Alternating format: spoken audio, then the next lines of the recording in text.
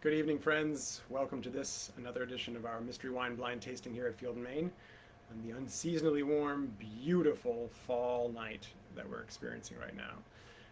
It's more like a late summer night more than the fall. So this is a special occasion to get to spend some Thursday with you, and hopefully you've had a chance to get outside and enjoy yourselves. I got a chance today to visit Early Mountain Vineyards to have lunch with my wife in celebration of her birthday. What a great space, of course. Those of you that have been there already know that, but if you haven't, hightail it down to Madison County and to Madison, Virginia to visit Early Mountain. They're doing some wonderful things by way of winemaking, but then the food is spectacular and the setting is just wonderful, especially on an afternoon like this one. So, super happy to have had that opportunity and equally happy to spend the rest of the evening with you. So, Susan, happy Thursday to you. Who else is with us? Noting quite a few more joining. Chime in when you get a second. Kristen, hello to you. Yes, it is great. I've had a long relationship with the folks down at Early Mountain, and that's much to my benefit. Certainly the benefit of Field and Maine, our wine list, but also just great relationships. So, Trish, Andy, Kathy, hello. How are you guys? Great to have you with us this evening. And Lorna, you're here too. Wonderful. Thank you for joining us tonight.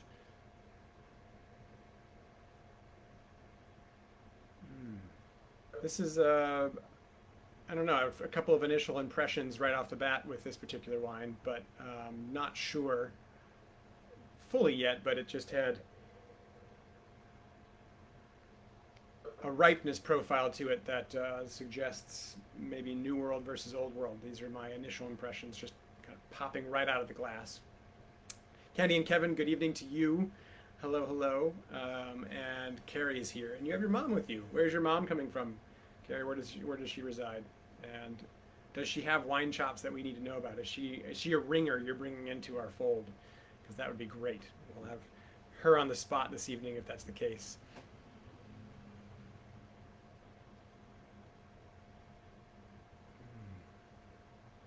Susan, you're kind of chiming into it. You're agreeing with the New World note. I think there's an inky blackish color. I'm in a darker space again in the office. We have a couple group parties tonight, so I'm not in my typical spot. But there's a purplish cast and almost just a more deep, dark, blackish, noirish kind of quality to the middle of this wine that that has ripeness kind of written all over it, right? If we're looking at the spectrum of wines and the color in particular, if it's deeper and richer and darker, it's probably coming from a thicker skinned grape varietal, and more often than not, something that has a little bit of warmth. It's not from a cooler climate per se. That's seemingly indicated here too. So, purple for Susan, New World from Chris, and good evening, Chris and Courtney. How are you? I saw Chris's name hanging from the board earlier. Our expediters pass with a to-go order, so you must have picked up some wine and some food. I hope that you're enjoying both now. Ariel is here, but Matt is in Hawaii, and you have a ringer of your own, Autumn. That's great. She agrees with New World. Well, thank you, Autumn. I appreciate the backup on that. And Carrie, your mom is visiting from Harrisonburg. That's awesome. She wouldn't be a ringer, but she enjoys the wine. That's all that's required is you have an enjoyment of wine, and we'll go through this together. And there we go. So it's quite thick, dark garnet, big legs from Candy. Thank you for keeping us here on target. Susan, slow legs. Yes, slow legs, big legs, thickness, deep, dark, rich flavor, or color, excuse me. There is a slight rim variation, but not a variation in way of kind of color. It goes pretty strong to the edge, and then it goes a little bit watery, which is all a way of saying that this has got warm climate, riper presentation written all over it. It's got these fantastic legs. So the tears form, they move slowly and then maintain a pretty solid leg. That doesn't really go away. It's pretty thick, quite viscous. So, oh, nice. So Chris has got burgers and butternut squash soup and a mystery wine. Yeah, this is I mean, I haven't tasted it, but it's a kind of a great burger wine. It's got that ripeness to it. There is, though, a bit of a meatiness, and maybe I'm just interjecting that now because we just talked about burgers, but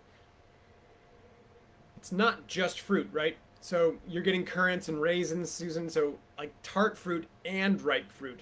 And how do you get that in the wine, right? Not even just ripe fruit, but dried fruit. And so you might get a variety of picks. Maybe we're talking about a blend. Maybe we're talking about, when I should back up, I'm sorry, when I say a variety of picks. So they may have worked their way through the vineyard and pick something earlier and then pick something later. And so you have blended portions of the same varietal, but expressing more on the tart side of things and expressing more on the raisiny side of things based on the harvest date of the fruit. Could be a blend of two different varietals or more than that even, but giving you different elements. And Susan's kind of getting to where I was headed in the smoke, tobacco, earth, leather element. So there is some richness here and some secondary flavors to go with some of the fruit notes.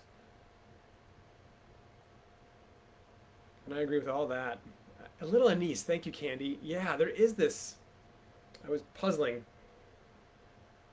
Like star anise, I was thinking, but it's almost the fennel frond too, or even fennel seed.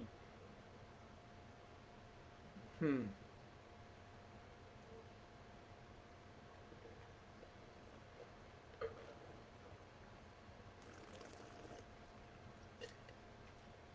Tasting it, for those of you that are, what are you tasting?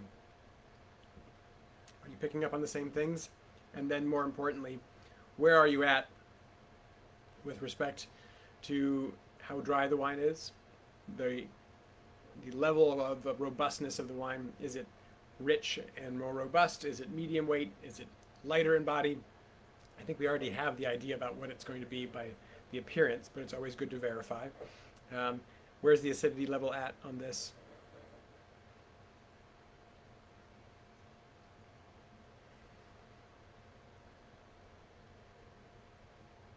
It's getting more and more interesting on the nose. I opened it right as we began, so it's not requiring a bunch of time on my side to start to at least express itself. I'm sure for those of you that had a chance to open this a little bit earlier, it might be showing even more so. But yes, I agree, this is a robust wine. It's got some tannin, right? Where would you place the tannins?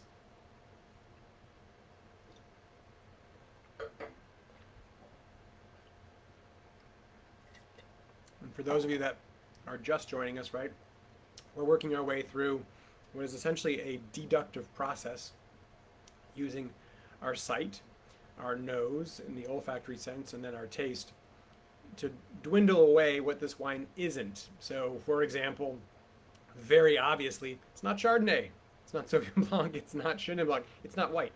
So we can take almost half of the world of wine away in our effort in trying to determine what this wine would be. When we're talking about appearance and the leg formation and the tear formation, that's giving us an indication of more alcohol or some potential sugar in the wine, both resulting from one another. And so that would give us an indication of a warmer climate. So we're saying, all right, so this is warmer climate red wine. It's not going to come from a cold place like, say, Austria or Germany or a cool site, even in a warm place. So if you were saying this is definitely from California, you probably are not going to say it's from the Sonoma coast, right on the coastal, with coastal influence. You're going to say it's something more like Napa Valley or Russian River Valley or Paso Robles or something like that, where you've got more warmth and inland quality and ripeness. So that's something we know about this wine already before we even tasted it. It's worth thinking anyway. And yes, medium acid, medium plus quality of wine. It's robust. Medium plus on tannins. It does have tannins. Let's talk about these tannins. They give a drying effect, as Carrie's noting for sure. It is definitely dry from a sugar standpoint, but the tannins give a little bit of a drying element, don't they? Susan's nailing the alcohol at 13.5, which is awesome. So it's at the beginning phase of what would be very robust, I think, in the way of ABVs. Alcohol in the wine can often translate into texture, but it's not required to be textural. You can find a wine at lower alcohol. You think about some really nice Riesling that might be off dry and have a lot of residual sugar. It's at a low alcohol, but it has a lot of texture and body because of the sugar that's in it. So it's not all about alcohol. But in this case, yeah, I think it's got a little bit of higher alcohol, but it's not hot. That little rim variation that we were talking about earlier, that watery element on the edge, is often an indication of higher alcohol.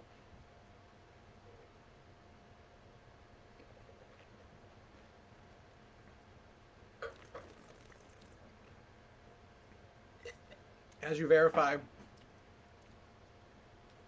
as you work your way through the tastes, Candy, your question's really appropriate. Are you sure about a warmer climate? I'm getting less ripe flavors, more like Oregon and Washington than California. Um, no, I'm not 100% sure. I'm never sure till we get there. But the reality of kind of what our appearance and the nose gave us indicated that it might be more of the warm element. And I would consider for sure Washington more on the warm side, although there are cooler sites there. But Washington would be warmer. I can get you on Oregon being a little bit cooler. So California has cooler sites, I think, than some spots in Washington, but it depends on what you're talking about.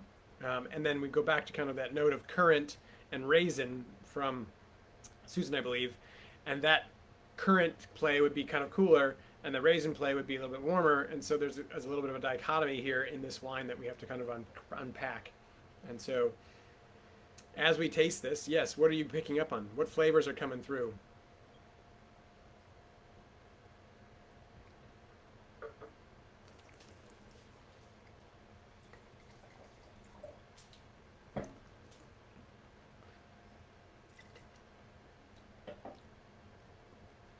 Mm.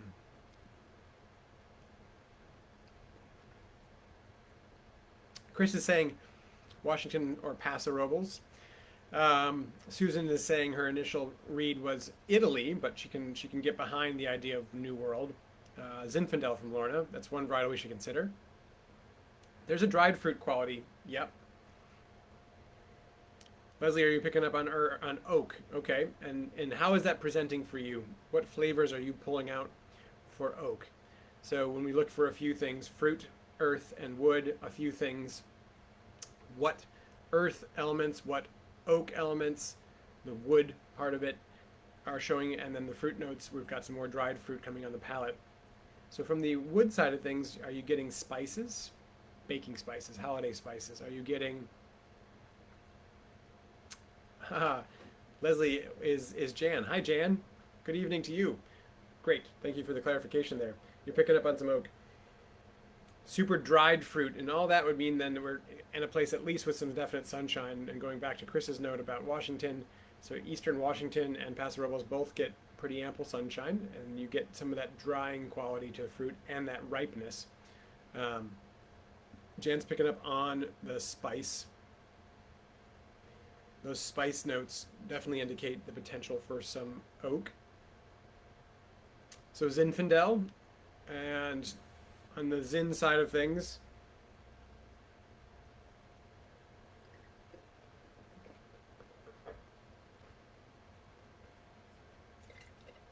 there's oftentimes some of that fun kind of acid element with Zinfandel that comes in. This has got a medium plus acidity, right? Especially going with the interplay of the tannin. Plum. So plum is playing from Jan. Cabernet's in play. If we're saying plum and we were saying leather and currant, Cabernet is definitely in the play. White pepper coming through. That can be an element of wood there too. So we should be considering kind of a New World Cabernet, New World Merlot, New World Cabernet Merlot blend, Bordeaux blend. Zinfandel. What about something like Petit Syrah?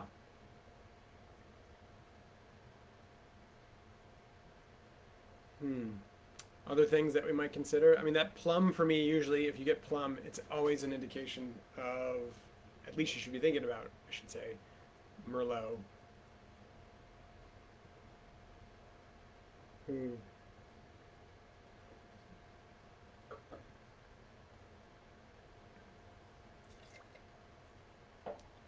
It's got a lot of tannin. I'm getting this gripiness right here, right? My tongue, excuse me, my gums and my upper lip are sticking to each other and then sticking to my teeth. It's got a powerful tannin, so that warmth, that sunshine, and a thicker skinned varietal that's protecting itself from the sun, and that is raisinating maybe a little bit to get some of that dried fruit character that we're picking up on here. It is definitely in that raisiny,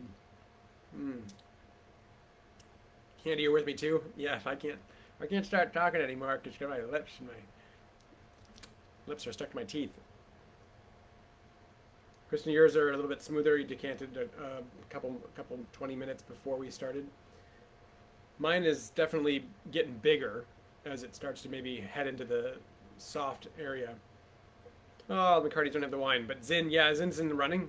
I don't know if the Zin would have as much tannin, but it's in the running for sure. I like that this has a little bit more of that structure, and I like the idea that of a Cab Merlot blend. Candy, your question about color is a good one.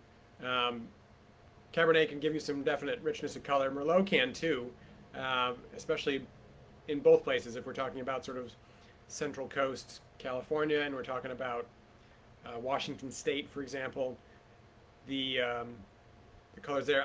I like the Zin. Zin can give you sort of a reddish cast sometimes, sometimes into that super inky black purple too, depending on the Zinfandel and where it's coming. So if we're talking about maybe even more inland California, kind of the Central Valley of El Dorado or something like that, from a Zinfandel standpoint,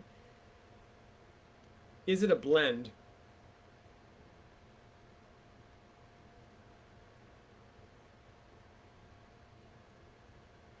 Hmm.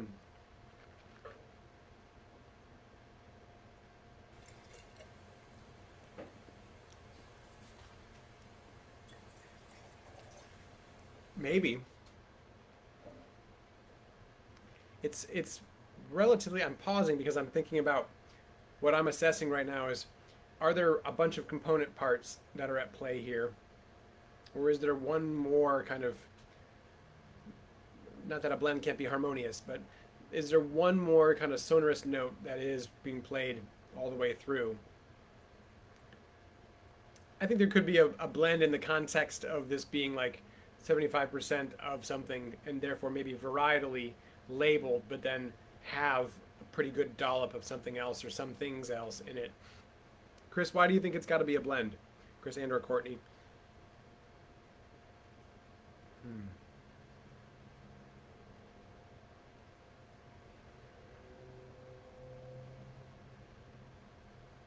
It's getting this. I can appreciate Susan, where you'd kind of thought it's Italy first, and like the Veneto or something, right? Where you've got that raisiny character, and there's this earthy element. I'm coming back to that too, Susan. The Petite Sirah idea. It's got power and color.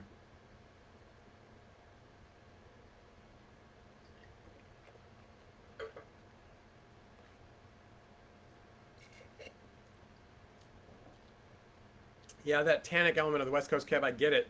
And Chris, not to throw your game at you, but I keep looking to the right. It's not a cab bottle, like West Coast Cab is not going to be bottled in this Burgundy bottle. So I'm not playing the wine fairly, but I'm playing the game. And for those of you that are just joining us, right, if you don't know, a slope-sided bottle like this is generally considered a Burgundy bottle, or Rhone. The Rhone wines will sometimes be in these bottles, of course. And this slope side doesn't often see Cabernet or Merlot or Bordeaux varietals in it. It's usually the broad-shouldered bottle, more square kind of top, that gets a Bordeaux blend. And so you'll see Syrah, you'll see Grenache, you'll see things like that, Petite Syrah for sure. You'll see wines typically like that in the bottle. So what we've done in the past, or what Chris always seems to bring us toward, is, you know, this bottle indicates that it's X as opposed to Y. And so that's kind of interesting. Hmm. Yeah, it has tannin and power up front, and then it mellows out, as Chris pointing out. Some strawberry notes toward the finish. There's a puckery feeling in the mouth that does linger, Candy. I mean, that was what I was saying about that acid and the tannin interplay. The tannin gets you up front, and the acid kind of finishes the wine, but then they kind of commingle toward the finish, and ooh, that adds this zingy element to the finish, which makes it kind of refreshing. I mean, we're at 19 minutes, and I've had to pour 3 pours already, and I'm usually kind of working on my second pour, maybe. But this just gets in your mouth, and you want more of it in there. It's bouncing around. It's got kind of a neat quality there. And Jan, thank you for throwing out Malbec, because we should be considering Malbec, right?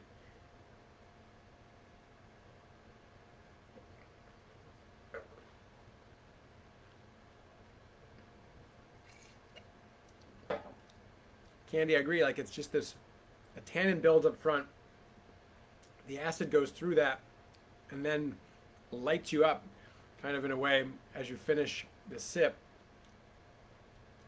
Wow, it's kind of like citric acid, like the Lickamades. You know, when you dip them in that powder and lick that, and then there's an explosion of flavor. That acid just kind of explodes. That's kind of what happens here with the tannin kind of bonding there, and then it accentuates the acidic element of the wine. It's not so it's uncomfortable, but it's sweet tart. The fruit's this raisiny element, and there's this tart quality by way of the acidity. It's a fun wine. I concur, Susan. It is a lovely finish. So it's pretty young, right? We didn't see any real rim rate variation to indicate that this was a wine that is of some potential age, 6+ years old or 5 years old. I think this is 2 to 4 years old. Probably more in the 2 to 3 year kind of side of things, but it is pretty well put together with some balance. It's got a lot of things going on from the nose, and then it's got a pretty concentrated profile on the palate of tannin and acid and some dried fruit. But it could definitely. So that's kind of leading me more toward a varietal as opposed to a blend. But like I said, I don't know that there's not some other things in there, but not like an equal part blend or a third type GSM type blend. I could be wrong, but could it be South American? Yeah, it has potential there. Is this Malbec? If it's Malbec, Argentina would be the obvious place to go. And Chris, you're picking up some sugar crystals in the glass, so you're getting some tartrates, some tartaric acid. Those are part of the natural formation of making a wine, and they will bond to cork, or they will bond to the inside of the barrel too as the wine is there and formulate. So that just might be an indication that the wine too wasn't super filtered to get rid of that. Perfectly harmless. Those are bleached to create cream of tartar.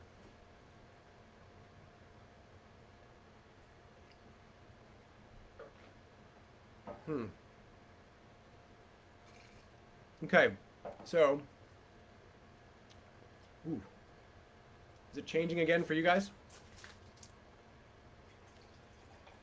I need to go back to that again. But to recap, purplish color, deep, slight rim variation that has a little watery meniscus, which is indicating some alcohol. It doesn't drink with a real hotness. It doesn't have a heat in the back, and it doesn't kind of hit you in the nose with any particular high alcohol. So it's kind of a medium plus alcohol, 13.5 as Susan noted, or maybe a little bit higher into the 14 category, but it's right in there. It has some tart fruit, but a lot more raisiny dried fruit character. It has some smoke and some leather and some indicators for Bordeaux varietals like plum, some indicators for Syrah. So it could be a Syrah element. Some thoughts about Zinfandel and Malbec. So we're definitely sort of on the west coast of the United States and heading south into Argentina potentially for some Malbec.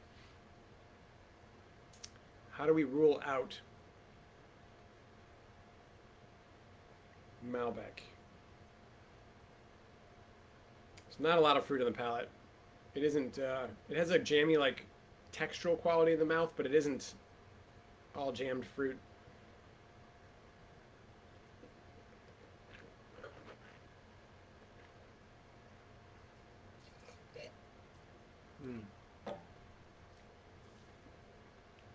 It's got that structure.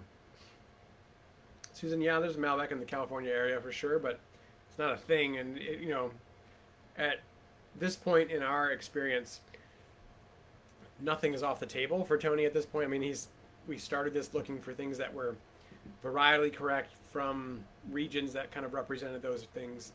And you know what? At this point, he's got kind of open open range to find a Malbec from California that he wants to showcase if it's really tasty and it's the right wine to try. Um, yeah, I don't get the general sense that it's South America, but that's more of a gut sense, and I'm trying to parse out how to convey that to you. And I'm not sure. Chris's idea here is that it's not as smoky and therefore takes him away from Malbec. There is this. There's that leathery element, and there is some smoke and some smokiness that you might pick up in wine right at this point. Think about the last couple vintages in California. There is smoke in the vineyard. There's literal smoke and fire in the vineyard, and that might show up in some wine.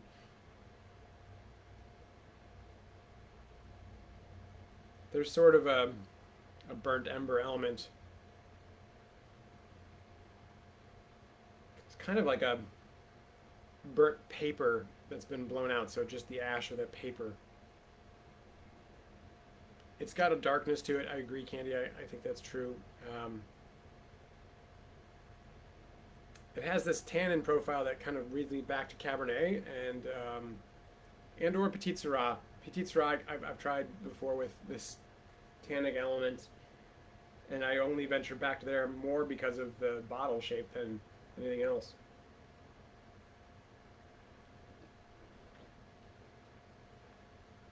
Mm-hmm.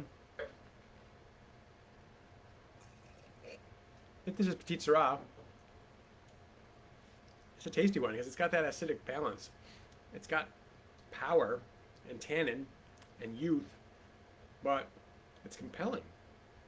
It makes you want to drink it. And that's kind of neat. So, yeah, I think we're in West Coast. So now the question is, are we in California or Washington? I think we leapfrog Oregon. I don't think Oregon would give you this ripeness. Willamette Valley is a cool place. It has a lot of wind that comes through, and even going up further, kind of to Hood River, for example, also cold waterway. That sends in cool elements, and you get some riper fruit there. But I don't think you'd get this. Washington State for sure, and the dried fruit element is what would take me to Washington in some respects. You get that in the Columbia Valley. You get that kind of around Walla Walla. But I think I'm going back to kind of Central Valley, Paso Robles, even maybe in that kind of general Central Coast region, San Luis Obispo, kind of Petit Syrah. That's where I think I'm going to plant my flag. Where are you guys going to put yours?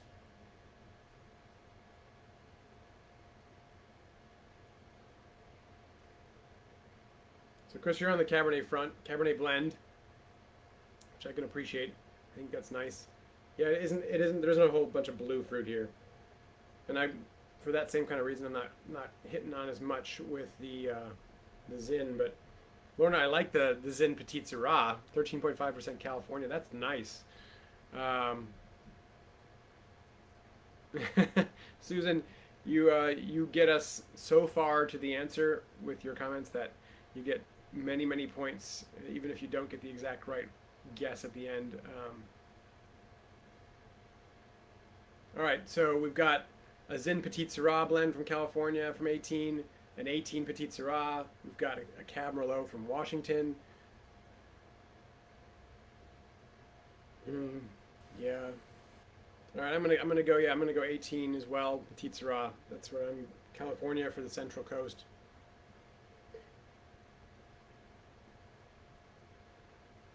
All right, we got Zin and a blend. Cab Sauv from Washington, from Jan.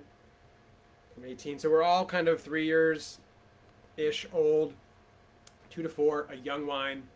Cab Sauv blend with Merlot, Zinfandel, Petit Syrah. That's kind of where we are as a group, which is really kind of the cool part about this now for me, as I've mentioned a couple of times, that we may not all agree, and we more often than not don't have to, because we get at least right there. Like last week, right, we're tasting Bardolino, and one of you nailed Bardolino, which was awesome. But we were in like Germany, Austria, Northern Italy, looking for a lighter bodied red, and that was awesome. And this is what I think we're doing today. We're getting like a regional focus. Our palates are getting trained to the point where even if we don't nail it, we're getting really close to the idea that this is the profile of this wine, and this profile can be found in this type of place. And that's awesome. Hey, Alex, how are you, man? Glad to have you with us. Joining for the last minute here of our, Columbia Valley She-Devil Syrah. Whoa. Bergevin Lane 2013. Who's the She-Devil? The devil part is Tony for sure. This is... So, there's a great lesson, right? Going on your gut. I smelled this wine. I smelled that smoky element. I smelled a little bit of meatiness. And I was like, is this Shiraz? Is this New World Syrah? And then walked myself away from that right off the bat. 2013. It's a baby. I mean, it's not, clearly. It's 8 years, but this one knocked it out of the park for all of us. It's Walla Walla. The vineyard is in Walla Walla, or the winery's in Walla Walla. It's Columbia Valley appellation, but holy cow. He snagged a 13 Syrah for us from Washington. And that, we should have been thinking about that, because Washington makes some lovely Syrah.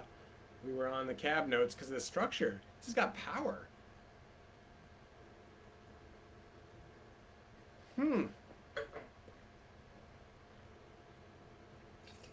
That is awesome. Wow. It says at the finish, cheers to a good life. Well, that was fun. It's 14.5% alcohol. Doesn't show it that way. It doesn't, I think if you drink this whole bottle, you'd feel it. But Que Sera Sera, the She-Devil, 2013. Guys, there's no way from a blind tasting standpoint you get to 2013 with this. We didn't even get past 3 years of age. This is a really fun one. Yeah, Jan, I agree. This is fun. Delicious with smash burgers. I'm glad you got ours, Chris. I have words with Tony about this one. Powerful. But it has such a balance to it. That's great. So add that to the pantheon of kind of that bold richness that we get from Syrah that you can get in Washington State and you can get in Australia. Not so much that earthen kind of profile, lighter, more steely element that you get from sort of France. But this is... It's a curveball for sure that we all swung at and missed. And that's okay. So we tried. And we had this in our glass, which makes it even better. So to those of you joining, our ringers, we didn't push you hard enough to help us figure out a Washington State Syrah from 2013. But hopefully you'll join us again. And Courtney, you say it's She Delicious? Nice. That's a great way to end it. I'll see you next week, and we'll do it again. I guess we'll add 2013 Washington Syrah to our pantheon. Cheers, everybody. Have a great week. Until then.